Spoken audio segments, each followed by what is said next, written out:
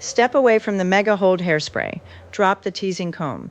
Nobody needs to get hurt. Seriously, if you are over 60 and dealing with thinning hair, that bottle is not your best friend. It's actually a triple agent, making you look older than you feel. Look, let's be honest. When our hair starts changing its density, our immediate survival instinct is to lock it down, tease it up, and pray a gust of wind doesn't blow our secret. But here is the tea, the exact styling tricks we perfected in our 30s and 40s, they are sabotaging us today. Instead of hiding the thinning, they are acting like a giant neon arrow, pointing straight to it, while accidentally dragging our features down. But don't worry, we aren't mourning our 20-year-old hair today. We are upgrading. Today, we are breaking down the 3 specific styling blunders that are accidentally aging you, and the simple, effortless modern swaps that will instantly lift your face, double your volume, and have you looking as vibrant as you feel. Let's dive in. Let's start with the crime scene. Most of us are guilty of creating. I call it the fortress of solitude. Here's how the story usually goes. You look in the mirror, you notice a few areas around the crown or the hairline where your scalp is peeking through a little more than it used to. Panic sets in. So, what do? We style it perfectly over the spot, grab the highest octane, industrial strength hairspray we can find, and we blast it until it's a helmet. We think, perfect. If it doesn't move, nobody will ever know. But here is the brutal truth. You haven't hidden the thinning. You've just built a monument to it. When you freeze thinning hair into a rigid shape, 2 terrible things happen. First, rock-hard hairspray glues strands together. Instead of looking like a thick, full head of hair, your strands clump into little groups, which actually exposes more of your scalp underneath. Second, it kills the light. Healthy, youthful hair moves because movement allows it to catch and reflect light, creating the optical illusion of depth and thickness. Stiff hair absorbs light. It looks dry, it looks flat, and, I'm sorry to say it, it looks dated. We want our hair to look like a gentle breeze just caught it, not like it survived a Category 5 hurricane. So, what's the fix? We are moving from fixation to texture. Throw away the aerosol lacquers that leave your hair feeling like fiberglass. Instead, your new best friend is a dry texturizing spray, or a weightless volumizing mousse. When you apply a lightweight mousse to damp roots before blowing it dry, or when you mist a texturizing spray underneath your layers, you are coating individual strands with a microscopic layer of invisible volume. It lifts the hair off the scalp, but it leaves it touchable. If someone hugs you, or if you walk outside, your hair should move, and when it falls back into place, those soft, airy gaps actually make it look twice as thick as a frozen helmet ever could. If you can't run your fingers through your hair without getting stuck, we've gone too far. Modern volume is all about touchability. Next up is a mistake that I see beautiful women making every single day, and it breaks my heart because it's doing you absolutely no favors. I call this the direct borderline. It's that razor-sharp, perfectly straight, pinned-down part. Whether it's right down the dead center of your head or pushed hard over to the side, parting your hair with mathematical precision is a major volume killer at 60. Here's the science of what's happening here. When our hair thins, the density drops right at the peak of the crown. When you take a comb and draw a perfectly straight line through that area, you are essentially drawing a neon pink arrow pointing straight at the problem. The stark, bright contrast between a light scalp and darker or graying hair creates a massive visual boundary. It pulls the eyes right to the widest part of the thinning.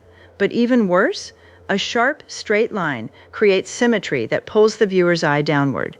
It emphasizes the shadows under our eyes, the fine lines around the mouth, and any loss of elasticity in the jawline. We want lifting energy, ladies, not gravity. The fix for this is so simple it feels like cheating. Toss out the tail comb. Your fingers are your best styling tool for this. We are embracing the sloppy chick blur. Instead of a straight line, I want you to place your fingers right at your hairline and create a mini zigzag motion going back toward your crown. Then let the hair fall where it wants to. By blurring that part line, you accomplish 2 magical things instantly. First, you erase that harsh line of exposed scalp, making the hair look immediately denser. Second, because the hair is forced to cross over itself rather than lie flat, you get an instant built-in lift right at the root. It softens your facial features, hides the thinning, and gives you that effortless, Parisian chic vibe that screams confidence, not calculation. Our third mistake is a classic architectural blunder I see all the time. I call it the pyramid effect, or the triangle head. As we cross into our 60s, our hair changes texture. It gets a bit more stubborn, a little more coarse, and it loses its density primarily at the top of the head. So what happens? The weight of the hair drops completely to the bottom. If you are letting your hair grow out into one blunt length, or if you're piling heavy products onto your ends to tame the frizz, you are accidentally building a pyramid on your head. Here's why the pyramid shape is a disaster for thinning hair and aging features. When the bottom of your hair is wider than the top, gravity wins the visual battle. The eye of anyone looking at you is naturally dragged down toward the jawline, the chin, and the neck. If you're trying to look lifted and refreshed, a bottom-heavy haircut does the exact opposite. Furthermore, because all the weight is pulling down from the ends, it literally stretches out and flattens the hair at your crown, making your thinning areas look even more sparse and deflated. It's a double whammy. How do we smash the pyramid? We flip the architecture upside down. First, the next time you see your stylist, ask for interior long layers or face framing texture.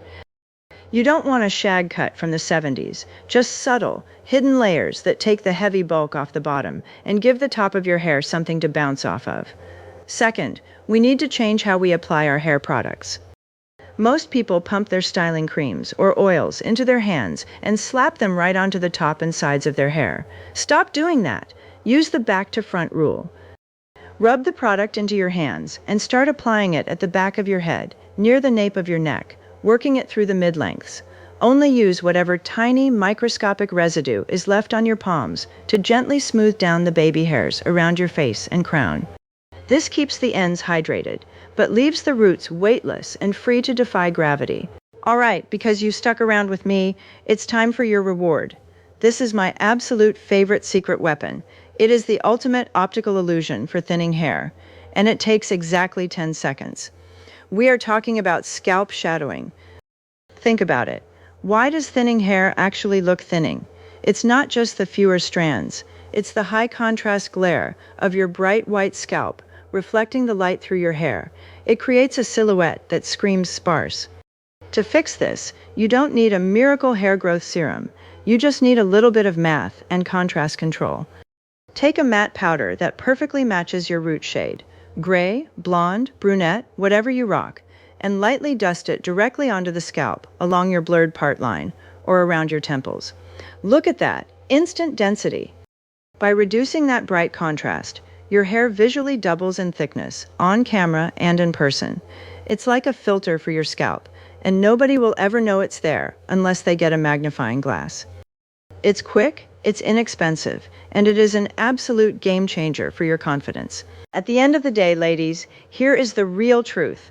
Our hair changes just like our lives do, but changing doesn't mean downgrading.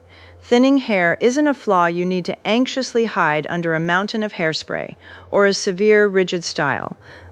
It's just a new texture that requires a slightly more clever approach. True style and modern elegance at 60 and beyond isn't about pretending we are 20 again. It's about working with the beautiful canvas we have right now, using a little optical illusion, a lot of movement, and a ton of confidence. When you let your hair move, breathe, and catch the light, you aren't just looking younger, you're looking vibrant, effortless, and completely comfortable in your own skin. So, I want to hear from you.